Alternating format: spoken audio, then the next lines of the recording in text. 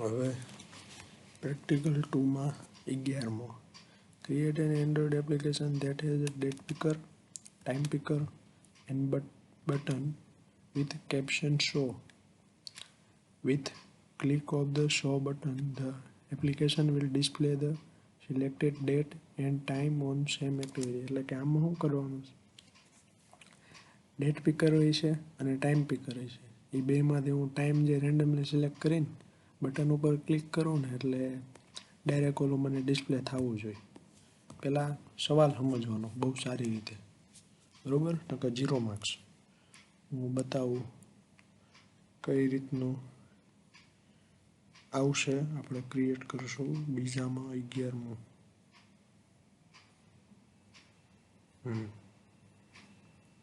હા, ખુલ્લો જ હતો. માની લ્યો મેં એ સિલેક્ટ કર્યો, આ બટન ઉપર ક્લિક કર્યો ને તો આ જે ઉપરનો જે ટાઈમ રહ્યો ને, આ ટાઈમ એ ચેન્જ થઈ જવું જોઈએ. બસ આ રીતનું બનાવવાનું, કાંઈ બહુ છે નહીં ખાસ. ઓકે, પહેલાં એક્ટિવિટીમાં ગયા, આ ખોલ્યું, એની અંદર પહેલાં ટેક્સ વ્યૂ લઈ લીધું.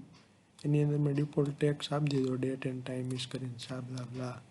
પછી એક બટન ક્રિએટ કરી નાખ્યું આ રીતનું, એને આઈડી ટેક્સ આપી દીધું. પછી ડેટ પિકરને હાઇટ વિથ ને એ આપી દીધું, ટાઈમ પિકરને હાઇટ વિથ ને એ બધું આપી દીધું. As simple as that. Okay, અને આ બધું મેં લિનિયર લેઆઉટમાં લીધું છે, યુ કેન સી દેટ. પછી મેઇન એક્ટિવિટીમાં આવ્યા, બટન લીધું, ડેટ પિકર લીધો, ટાઈમ પિકર, ટેક્સ વ્યૂ. પછી જો આ વસ્તુ કામની છે, આ વસ્તુ અત્યારે ન લેવાની હોય. અહીંયા પહેલાં આ બધા એને ફાઇન્ડ કરાવી નાખ્યું. પછી આ બાઇન્ડ કંટ્રોલ નામની મેથડ કોલ કરાવી. રેડી. હવે શું થાય, date picker dot set on date changed લિસનરનું નામ છે set on date changed listener. અને ટાઈમ પિકરની અંદર છે date set on time changed listener. આમાં ડેટ ચેન્જડ, આમાં ટાઈમ ચેન્જડ. પછી આ ન્યૂ, પછી date picker dot on date changed listener કરીને બ્લા થઈ ગયું. હવે આ જે મેથડ રહી ઓટોમેટિક કોલ થઈ જાય. એના કુલ 4 પેરામીટર છે. પહેલું જે રહ્યું વ્યૂ, બીજું જે રહ્યું યર, ત્રીજું મંથ ઓફ યર, પછી ચોથું જે રહ્યું ડે ઓફ મંથ. રેડી. હવે એની અંદર શું આવે તો કે પહેલાં છે ને ચેક કરાવવાનું આપણે કે if build version dot sdk int is greater than equal to build version underscore codes underscore o. આ 0 નથી, આ o છે, કેપિટલ O.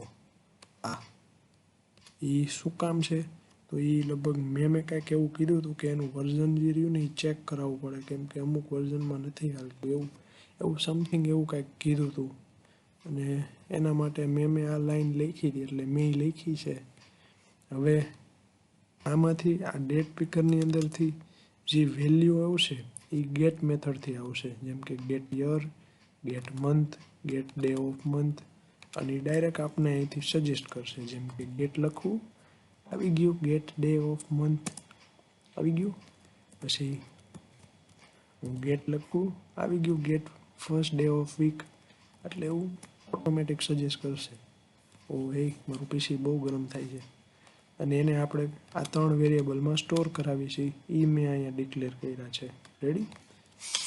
પછી સેમ એના જેવું જ તે ટીપી એટલે કે time picker dot set on time changed listener. Ready. એની અંદર new time picker on time change listener એ આપ્યું. પછી આ એની on time change method call થઈ. એની અંદર 3 પેરામીટર છે, અવર ઓફ ડે અને ઇન્ટ મિનિટ. આમાં સેકન્ડનું ટાઈમરમાં નથી બતાવતા. ઓકે. પછી ટાઈમ પિકરનું એ આવી ગયું. પછી અવર નામનો ઉપર વેરિયેબલ બનાવ્યો તો એમાંથી ટીપી ડોટ ગેટ અવર કરી નાખવાનું. પછી ગેટ મિનિટ કરી શકીએ. આ જે મેથડો રહી ને બહુ હારી. ગેટ લખો ને એટલે બતાવી જ દે સીધું. ગેટ લખ્યું, આવી ગઈ. કઈ જોતી? મારે મિનિટ જોતી, આવી ગઈ. હવે એકચ્યુઅલીમાં થવું શું જોઈએ જ્યારે પણ હું બટન પર ક્લિક કરું ને ત્યારે મને આ ટાઈમ બતાવવો જોઈએ. એટલા માટે મેં એને આ વેરિયેબલ્સમાં સ્ટોર કરાવ્યો છે. તો બટન પર ક્લિક કરે તો એના માટે મારે સેટ ઓન ક્લિક લિસ્નર બોલાવવું પડે અને એને ઓન ક્લિકની મેથડ અને એમાં મેં પાસ કરાવી નાખ્યું. આ શું પાસ કરાવ્યું તો કે ટીવી એટલે કે text view dot set text. એની અંદર મેં પહેલાં સ્ટ્રિંગ લખી ડેટ વત્તા આ કોન્કેટિનેશન માટે વપરાય, ખબર હોય તો જાવામાં વાપર્યો હતો, યર નામનો વેરિયેબલ વત્તા કોન્કેટ કરીને આ આડો લીટો, પછી મંથ, ડે, ટાઈમ, અવર, મિનિટ, બસ ટાટા.